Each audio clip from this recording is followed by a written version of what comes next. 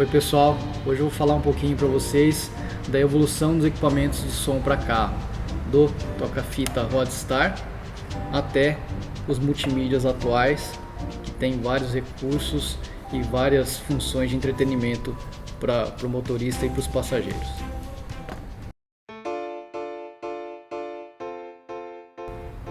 Bom pessoal, para contar um pouquinho da história dos toca-fitas, no começo da década de 80, quem não se lembra dos famosos toca-fitas Rodstar? Tinha os famosos cara preta, tinha o prata, como é o caso desse aqui, alto reverse. Quem tinha um equipamento desse no carro era o cara, né? E quem tinha um toca-fitas Rodstar alto reverse em conjunto com um equalizador Tojo, equalizador e amplificador, diga-se de passagem, era a sensação do momento. Então era muito divertido, que o equipamento ali ficava no painel, todo mundo via, as luzes brilhavam, piscavam, a pessoa podia fazer a equalização que quisesse bem rapidinho, né? Então era a sensação.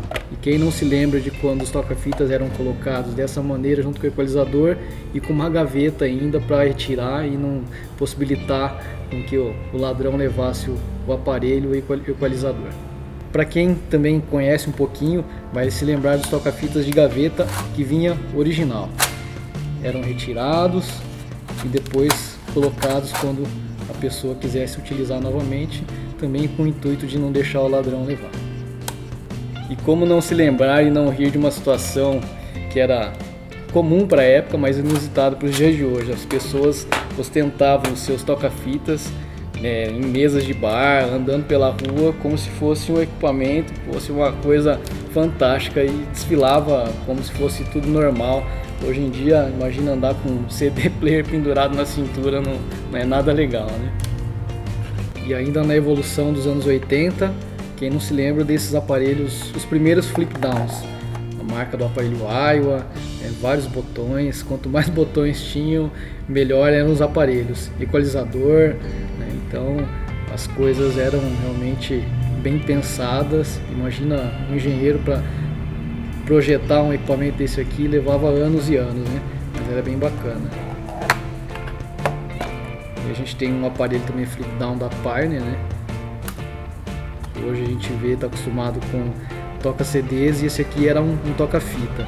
E o toca-fitas, na verdade, da Pioneer, eles tinham a saída para o magazine, que eu vou falar logo mais. Em meados dos anos 90, começaram a surgir os primeiros CDs. Nessa época já não se utilizava mais as gavetas, até mesmo porque os painéis dos carros já não possibilitavam a instalação de gavetas, né? Então começou a evoluir. Quem não se lembra também, esse CD aqui já não é na verdade um dos primeiros modelos, mas quem não se lembra dos CDs que muitas vezes antes do buraco o CD já pulava já. Então foi uma época também bem marcante. Os primeiros aparelhos, inclusive os melhores aqui no Brasil, eram os Pioneers, e esse é um dos Pioneers antigos que a gente instalou aqui na loja.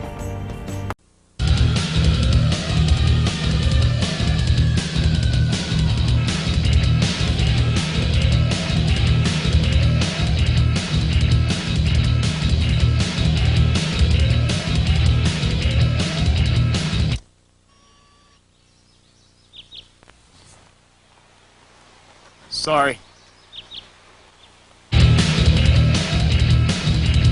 Aqui então nós temos um toca-fitas, frente flip down, e como eu já havia dito, começaram a surgir os primeiros CDs e as disqueteiras. Essas disqueteiras eram ligadas via cabo e elas iam no porta-malas do carro. Essa aqui é um modelo de 12 CDs, tinha de 6 CDs, e a pessoa colocava os CDs normais aqui. É lógico que na época também não fazia leitura de CD gravado em MP3, né? Eram CDs originais. Quando você pegava um CD gravado, em algumas vezes ele não fazia leitura, né? Então essa era a realidade nos anos 90. E aqui a gente tem uma disqueteira de 51 discos. Cabia um disco aqui em cima, e aqui na frente tinha mais um slot onde a gente colocava mais 50 discos. Ejetava-se essa peça aqui e a gente colocava 50 discos, também na mesma situação. Era disco normal, não podia ser um disco pirata que ele não iria ler.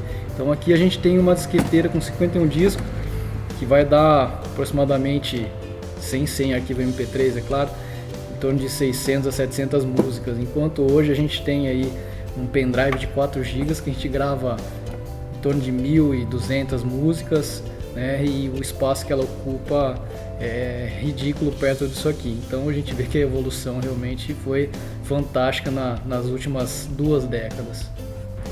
Então aqui a gente tem 2 aparelhos já mais atuais, né, que fazem parte inclusive da linha 2015.